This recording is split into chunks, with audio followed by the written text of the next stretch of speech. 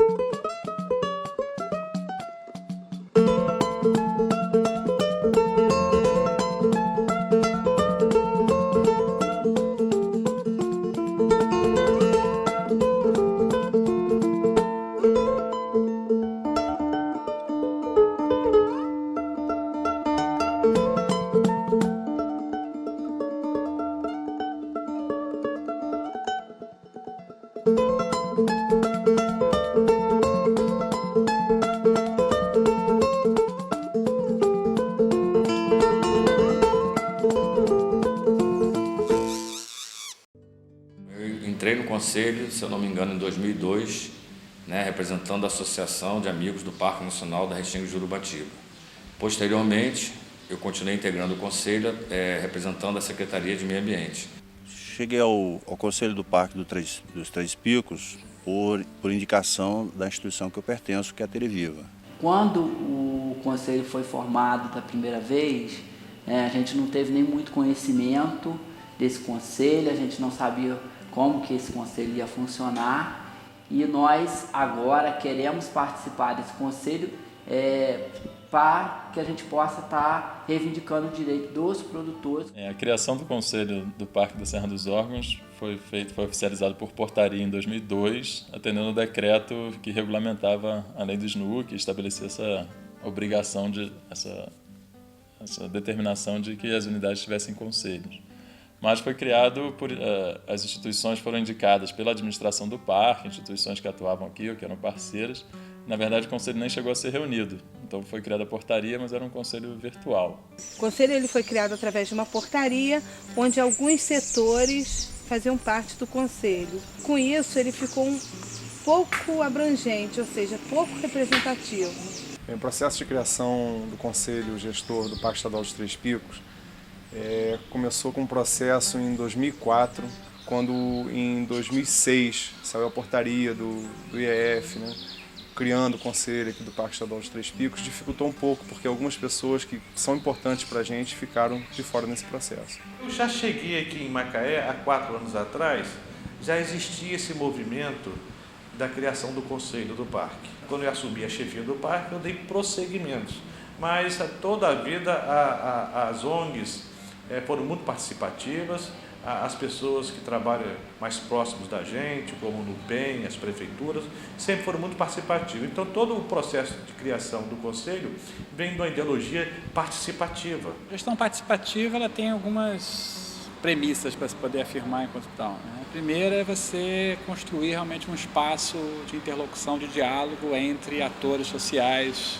né, que fazem parte, né, ou que se situam um determinado território ou envolvido, no caso, com a gestão de uma unidade de conservação, né?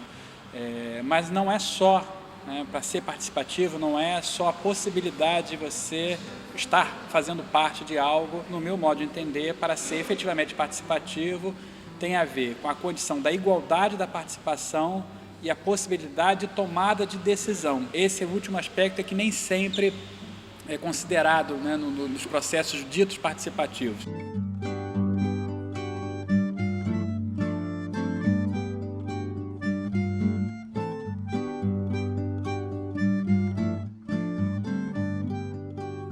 Uma coisa é a gestão participativa, outra coisa é a construção de governança democrática, né? O Conselho de Governança ele implica exatamente numa horizontalização do poder, em que, na verdade, as diferentes partes do jogo, dessa arena de poder que representa, por exemplo, um conselho de gestão de áreas protegidas, de que forma essas diferentes partes elas se articulam numa distribuição de poder mais horizontal e menos fortalecido pelas forças dominantes. O que eu entendo que é gestão participativa é quando você tem um público qualificado, não necessariamente com doutorado, não é isso, mas qualificado na sua vivência, né? No caso da nossa situação, unidade de conservação. É um público qualificado que vivencia aquele espaço, que tem propostas de políticas públicas e que vem a somar ou até a entrar em conflito com as propostas já estabelecidas pelo órgão público. Mas é um público que colabora na gestão, colabora na tomada de decisão, no sentido de poder mostrar a realidade daquele lugar. Eu preciso saber para dar um bom conselho? Acho que a experiência é fundamental. Primeiramente tem que saber se eu estou preparado para tal, né? Ter certeza naquilo que vai falar, né? Que vai aconselhar as pessoas, né? Para que ele aceite o conselho. Saber o que está oferecendo para a pessoa que seja uma coisa que vá dar para as pessoas uma utilidade prática. Quando o parque foi formado, existia um mito muito grande que as pessoas não sabiam o que o parque ia fazer ou o que ele ia cobrar dos produtores. Bom, e até hoje a gente não sabe muito bem como que é essa relação. A gente sabe que a gente está debaixo de algumas regras, né? Então, por isso, a gente querer cada vez mais estar ligado com o parque, dialogar. É um momento que a sociedade, que os poderes públicos envolvidos, as prefeituras, né, e outros órgãos que participam têm de chegar até a administração do parque e colocar a sua opinião, né? É uma coisa que não passa vir de cima para baixo, né? A gente herdou conselhos formados, na nossa opinião mal formados, né? Muito feito à base dessa escolha individual de entidades que viriam a beneficiar o órgão e não iriam ser opositoras, né? Então a gente tem um programa hoje de reestruturação, onde a gente procura trazer a diferença, o conflito para dentro do Conselho. Então, com a criação do Conselho, passou-se a criar esse fórum, né, democrático de discussão e participativo. As prefeituras, as sociedades, os pescadores, os produtores, quer dizer, todos podem participar dos debates. É um espaço, né, é um momento também das pessoas poderem se expressar oficialmente, porque a reunião tem uma ata, né, então isso fica tudo registrado para a posteridade.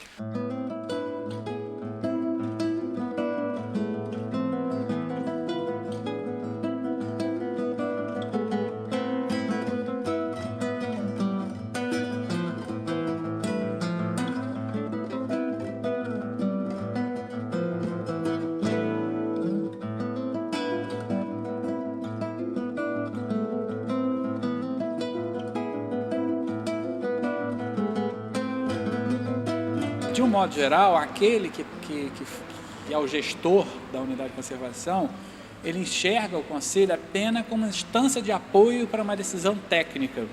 Isso é incorreto. Eu acho que o conselho contribui muito para a gestão do parque. Apesar de que alguns assuntos que a gente discute, a gente não consegue chegar em ponto nenhum. E muitas vezes eu percebo também que os assuntos vêm à tona com força total, como foi agora a questão da regularização fundiária, são definidas atribuições, compromissos e depois a coisa se perde. Nesse momento, a gente ainda caminha para aprender a ser conselho, né? A gente aprender, quer dizer, tanto o IEF, no caso, aprender a dividir o poder e a sociedade aprender a trabalhar de forma proativa e fazer propostas de políticas públicas concretas. Quando eu não sei, eu pergunto. Se for mais complexo, procuro alguém mais experiente. Eu procuro sempre uma opinião, mas depois para ter o meu próprio conceito, né? Para poder explicar ou tomar alguma decisão, mas sempre procura saber alguma coisa, né? De opinião de alguém. Não, conselho não muda nada. Se for um conselho que eu possa aceitar, eu vou aceitar com muito prazer. Tem uns produtivos que são bacanas, entendeu? Dá para ser assimilados. Tem outros que a pessoa fala a boca para fora. Geralmente a gente não segue sempre o conselho. A gente pode até escutar, mas não é 100% garantido que eu vou executar o que me aconselharam. Certo é você prestar atenção e analisar, apurar qual o melhor conselho. Eu procuro mais obedecer a minha opinião. Então, a grande questão é imaginar os conselhos como canais possíveis de negociação, não obrigatoriamente de consenso, mas nos quais os diferentes atores se sintam representados e percebam que podem interferir na decisão política. Eles querem fazer um trabalho integrado com a comunidade.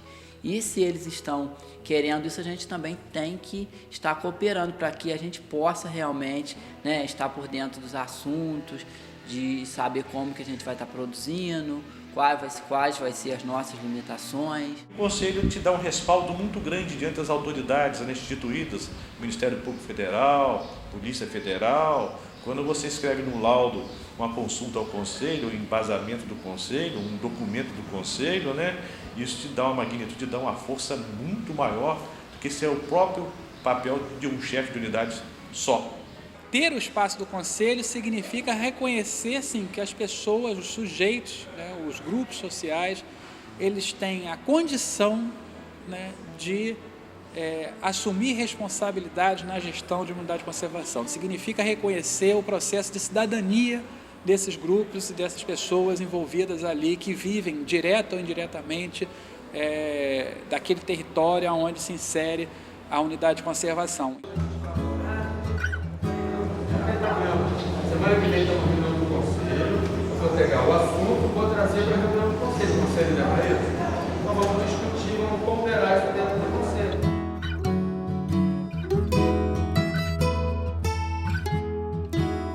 Eu espero que o Conselho do Parque seja um conselho que venha atender as diversas áreas, vamos dizer assim, aos produtores, né, a questão ambiental, a questão do turismo. Eles precisam acreditar que o Conselho não é um conselho de papel, que vai ter realmente influência nas decisões do órgão gestor e vai estar, de alguma maneira, interferindo em toda uma visão estratégica da região que compatibilize tanto a questão da proteção da natureza quanto as possibilidades de desenvolvimento na lógica da sustentabilidade. A expectativa que eu tenho hoje do Conselho é resolver, não digo que é muito pretensioso, mas melhorar ou trabalhar melhor alguns desses conflitos com comunidades do entorno ou de dentro da própria unidade, né? E também de espalhar, disseminar experiências positivas que a gente tem pontuais ou dentro ou no entorno imediato do parque para outras comunidades. Para alterar o regimento, a gente vai definir a composição dentro do atual regimento. E aí vai ter que definir aquela história, não teria, portanto, mais uma vaga, a gente vai ter que ver quem ocupa as vagas.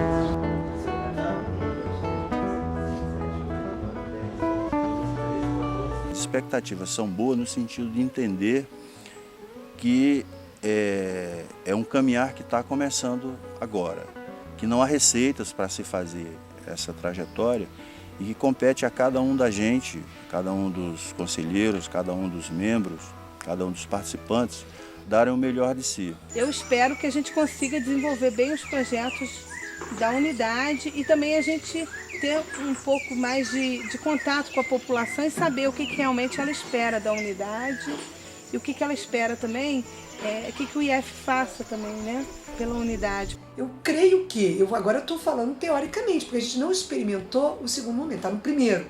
O Conselho deixando de ser reativo, começando a acreditar e a ver com transparência uma política de participação. Creio eu que num segundo momento a gente vai caminhar para tomar decisões quase que conjuntas, né? Quase que, por quê? Porque a gente sofre pressão, né? Não é tudo mar de rosas, não é tudo maravilhas. Não quer dizer que um conselho bem montado, transparente, vai dar mão e sair cantando com o administrador. Não é assim. Mas muitas das etapas vão estar superadas.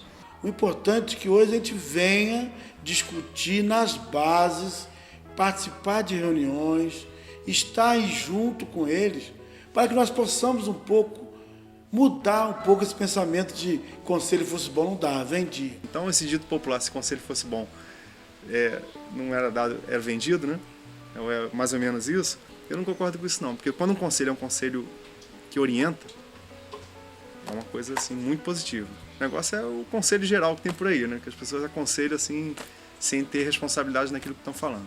Se o conselho fosse bom como o de Jurubatiba, todos deveriam copiar. Se o conselho fosse bom, as pessoas não desconfiariam tanto desse espaço, não teriam tanta resistência, né? Porque a resistência é legítima, uma vez que tradicionalmente esses espaços não foram democráticos, não foram efetivamente abertos, nem foram capazes de instituir uma decisão democrática e coletiva. Se o conselho fosse bom, ele era deliberativo, não era consultivo. Conselho para quem precisa. Conselho para quem precisa de conselho.